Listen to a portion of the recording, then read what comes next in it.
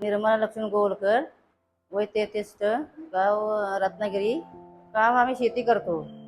मला पहिला मणक्याचा त्रास व्हायचा, चालायला लागली तर एकदम पायाला मुंग्या यायच्या.